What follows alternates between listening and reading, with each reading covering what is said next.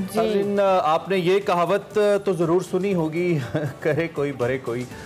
मौसमियाती तब्दीलियों में पाकिस्तान का जो स्टेटस है वो भी ऐसा ही है। पाकिस्तान ने किया कम है, भरा ज़्यादा है।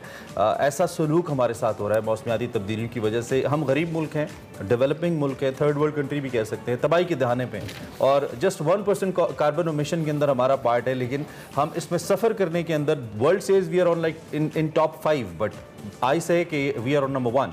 आलमी माहिरीन बार बार ये वार्निंग दे रहे हैं कि दुनिया के जो अमीर ममालिक हैं या पेट्रोल और डीज़ल का इस्तेमाल कम होना चाहिए, लेकिन वो कम करने के लिए तैयार नहीं है, चूँकि फॉसिल्स फ्यूल के इस्तेमाल से बड़े पैमाने पर जो कार्बन एमिशन है, ग्रीन हाउसेस गैसेस हैं, ये इनका अखराज हो रहा है, आबो हवा ख़राब हो रही है, ज़मीन का दर्जा हरारत मुसलसल बढ़ रहा है, मौसमियाती तब्दीली, ग्लोबल वार्मिंग, इतनी टर्मिनोलॉजीज़ आप सुनते हैं। और एक अंदाज़ा तो ये भी कहता है कि जो G20 के ममालिक हैं उसमें 80% कार्बन गैसेस के अखराज के वो जिम्मेदार हैं और दर्जा हरारत बढ़ने के, और पाकिस्तान जैसे ममालिक उससे सफ़र कर रहे हैं। बिल्कुल, दर्जा हरारत बढ़ने की बात हो, आबोहवा की तब्दीली की बात हो, पाकिस्तान में मामूल से ज़्यादा बारिशें और सैलाब आ रहे हैं। हालिया सैलाब से बड़े पैमाने पर पाकिस्तान को जानी और माली नुकसान पहुंचा है। इब्तदाई जो तखमीने लगाए गए हैं, जो अंदाजे लगाए गए हैं, उसमें 30 अरब डॉलर से ज़्यादा का माली नुकसान हुआ है। जबकि अक़वाम मुत्तहिदा के सेक्रेटरी जनरल ने भी पाकिस्तान का दौरा किया और आलमी बरादरी पर जोर दिया कि पाकिस्तान की मदद की जाए। दुनिया भर में ये आवाज़ें उठ रही हैं कि अमीर मुल्कों की गलतियों की वजह से पाकिस्तान में जो होने वाला नुकसान है सॉरी उसका मुआवजा दिया जाए। और पाकिस्तान ने भी क्लाइमेट चेंज का मुआवजा, आलमी मामला जो है और जो तमाम तर इम्पैक्ट आ रहा है पाकिस्तान पर, उसको आलमी फोरम पर उठाने का फैसला किया और ये मुतालबा किया है कि मौसमियाती तब्दीली से जो मुतासरा मुल्कों के नुकसान के अजाले के लिए आलमी फंड कायम किया जाए। मुतालबात और अपील्स अपनी जगह, लेकिन सवाल ये है कि पहले जो मुल्क की जो कमज़ोर मईशत है, ये 30 अरब डॉलर का नुकसान कैसे बर्दाश्त करेगी? क्या अमीर मुल्क पाकिस्तान के नुकसान का अजाला करेंगे? क्या आलमी बरादरी पाकिस्तान की जो तवक्कुआत हैं उस पर पूरा उतरेगी? क्योंकि इस वक्त जो पाकिस्तानी मईशत है, इकॉनमी है, वो शदीद बदहाली का शिकार है। IMF का कर्ज मिलने के बावजूद रुपया मुसलसल तनज़्ज़ुली का शिकार हो रहा है, डॉलर कंट्रोल से बिल्कुल बाहर है। दोस्त मुल्क इमदाद देने में मोहतात रवैया इख्तियार किए हुए हैं, जबकि महंगाई की बात करें वो रिकॉर्ड सतह पर है। बिजली के बिल्स का हमने एक देखा, उसने अवाम का जीना मुश्किल किया हुआ है। हुकूमत ने गैस भी 3 गुना महंगी करने का फैसला किया है। और आइंदा दिनों में चूंकि अब सैलाब की वजह से ग़िज़ाई किल्लत है, फूड सिक्योरिटी के खतरात भी सर पर मंडला रहे हैं। ये सारी सूरत हाल किस तरफ जाएगी और जो मईशत पर नुकसान हुआ है इस क्लाइमेट चेंज को लेके कैसे इस चीज को बैलेंस किया जाएगा, इसी पे हम बात करेंगे। कोई वैसे अच्छी बात, कोई अच्छी खबर है आपके पास? आपके पास भी नहीं है। My goodness. Doctor Salman Shah हमारे साथ मौजूद हैं, उनसे हम बात करते हैं। मईशत के माहिर हैं और बतौर वज़ीर ख़जाना भी काम कर चुके हैं, तो उनसे हम बात करते हैं, पूछते हैं कि वो इस सारी सूरत हाल पे क्या राय रखते हैं। डॉक्टर साहब, थैंक यू वेरी मच और सुबह खैर आपको। कितना अनफॉर्चुनेट है डॉक्टर साहब कि कुछ भी हमारे पास इस वक्त पाकिस्तान के लिए, जिसे वो गालिब ने कहा था, कोई उम्मीद बर नहीं आती, कोई सूरत नज़र नहीं आती, बिल्कुल ऐसी सूरत हाल हो चुकी है। हुकूमत के पास कोई ऑप्शन है डॉक्टर साहब इस सूरत हाल से निकलने के लिए? जी, हर वक्त ऑप्शंस होती हैं, ये तो नहीं है कि कोई आप डेड एंड में पहुंच चुके हैं। अनफॉर्चुनेटली अंग्रेजी में कहते हैं द परफेक्ट स्टॉर्म, तो इस वक्त वो पाकिस्तान की इकॉनमी के लिए और पाकिस्तान के अवाम के लिए एक किस्म का परफेक्ट स्टॉर्म बना हुआ है। बट इसमें बहुत ज़्यादा कंट्रीब्यूशन हैं बहुत डिफरेंट चीज़ों की, और उसमें अब फाइनल जो है वो सैलाब की जो तबाहकारी है वो भी अब इसमें ऐड हो गई है। और अभी आप पूरे एस्टिमेट्स भी बता रहे थे नुकसान के, तो अब ये सारी चीज़ों का अगर आप वन बाय वन जायज़ा लें तो फिर वी कैन सी कि इसमें से वे आउट क्या है। नंबर 1 जो है पाकिस्तान का जो इकोनॉमिक प्रॉब्लम है, अगर इसको बड़े मैक्रो लेवल में देखें तो वो ये है कि पाकिस्तान की इकॉनमी जो है वो एक इनवर्ड लुकिंग इकॉनमी है, यानी कि ये इकॉनमी एक्सपोर्ट ओरिएंटेड नहीं है, ये डोमेस्टिक कंजम्पशन के लिए ज़्यादातर बनी हुई है। और ये इनवर्ड लुकिंग इकॉनमी की जो एनर्जी है वो इम्पोर्टेड है। سو یہ فارمولا جو ہے یہ پاکستان کے لیے سسٹینیبل نہیں ہے, یہ کسی ملک کے لیے بھی سسٹینیبل نہیں ہے کہ آپ انورڈ لوکنگ اکانومی ہو اور وہ امپورٹس کے اوپر ڈپینڈ کرتی ہو. اس کا مطلب یہ ہوگا کہ آپ کے پاس ڈالرز نہیں ہوں گے امپورٹ کرنے کے لیے, اور سونر اور لیٹر آپ ایک کرائسس میں آ جائیں گے. سو پہلا تو یہ ہے. اس میں بات یہ تھی کہ انرجی جو ہے وہ ہم نے کیوں امپورٹڈ انرجی بنا دی, اس کی بھی ہماری پولیٹیکل ریزنز ہیں.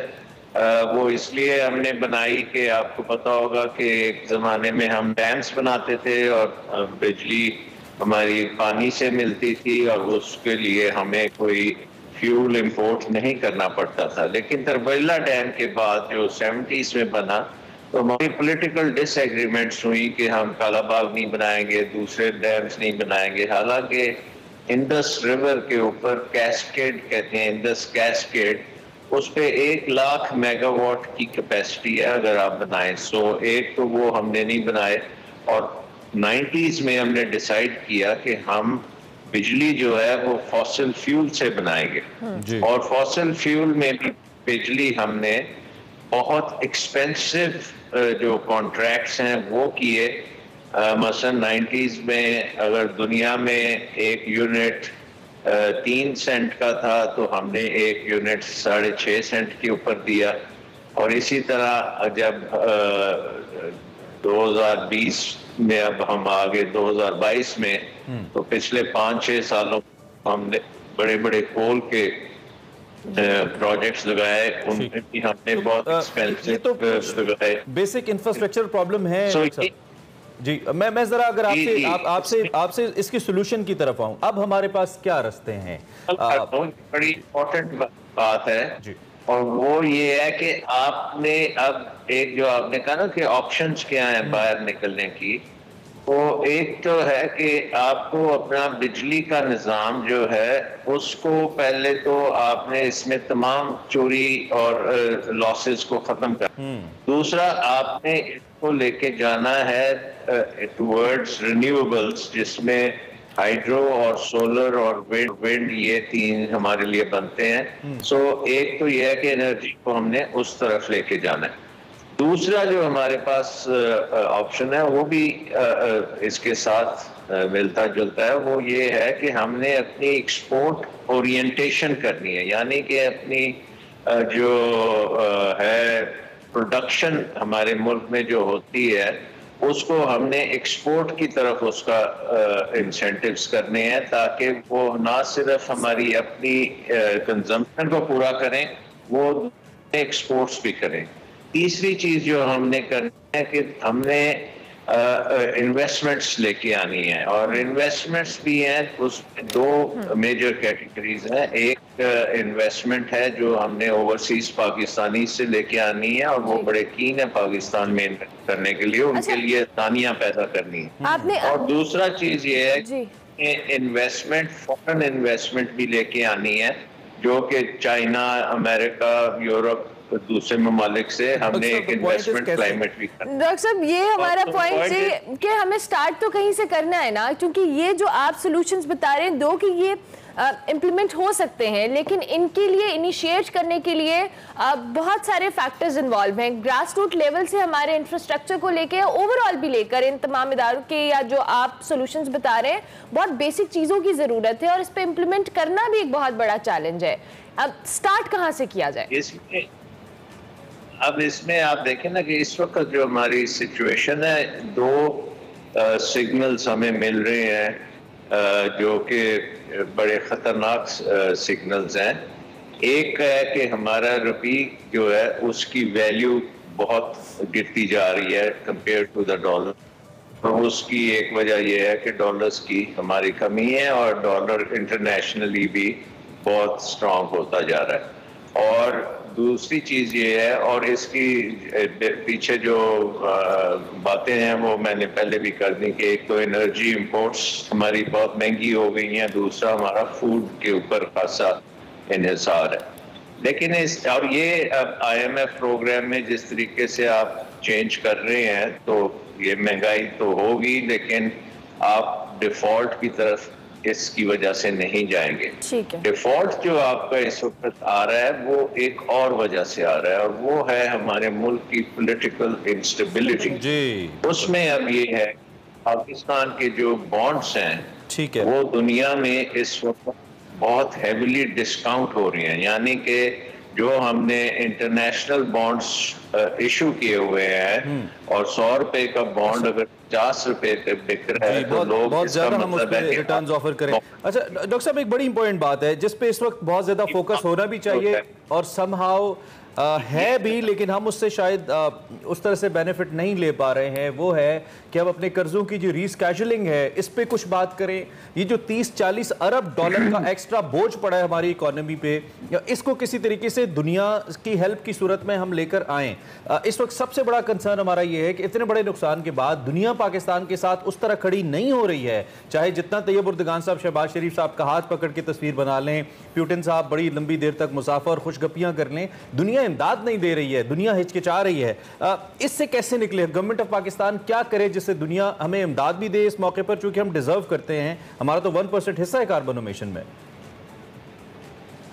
دیکھیں، اس میں آئی ایم ایف نے اپنی جو ریسنٹ رپورٹ ہے اس میں انہوں نے بڑا کلیئرلی انڈیکیٹ کیا، اور یہ پہلی دفعہ اس طرح کی بات میں نے دیکھی ہے کہ آئی ایم ایف جیسی ایک انٹرنیشنل اتھارٹی جو ہے وہ کسی ملک میں پروگرام کے دوران بتائے کہ ملک کی جو سیاسی کانفرنٹیشن ہے، ملک میں جو سیاسی پولرائزیشن ہے، وہ پاکستان میں جو اکانومی میں ریفارمز کی ہم باتیں کر رہے ہیں اس طرف وہ نہیں جائے گی. اور یہ پاکستان کے مسائل جو ہیں وہ پولیٹیکل ایک قسم کا ڈیڈ لاک ہے، اور یہ ڈیڈ لاک توڑنا بہت ضروری ہے. ریسنٹلی آپ کو پتہ ہے کہ ایک پولیٹیکل پارٹی بہت پاپولر ہوتی جا رہی ہے اور اس کے اوپر ہم دیکھ رہے ہیں کہ بے شمار کیسز بن رہے ہیں، اس کے اوپر بلیک آؤٹ کیا جاتا ہے میڈیا میں. اس طرح کی چیزیں جو ہیں ایک ڈیموکریسی کی وہ انٹرنیشنل جب خبر بنتی ہے تو اس میں جو انویسٹر ہے وہ پریشان ہو جاتا ہے کہ یہ ان کا سسٹم جو ہے وہ بریک ڈاؤن کی طرف جا رہا ہے. سو ہم نے اپنے اس سسٹم کو بریک ڈاؤن سے بچانا ہے، اور یہ میرا خیال ہے کہ گورنمنٹ کے لیے بہت امپورٹنٹ ہے کہ یہ شو کیا جائے، پوری دنیا میں سگنل جائے کہ پاکستان کا سسٹم جو ہے وہ ڈیموکریٹک سسٹم ہے اور ڈیموکریسی کے مطابق یہ چلتا جائے گا. آپ یہ کہہ رہے ہیں کہ جو جی پولیٹیکل اسٹیبلٹی کی جانب آپ ریفر کر رہے ہیں کہ political stability is very important. اکثر ٹائم ہمارا ختم ہو گیا. Thank you very much. آپ نے ہمیں جوائن کیا. اپنا تجزیہ ہمارے سامنے رکھا. ڈاکٹر سلمان شاہ صاحب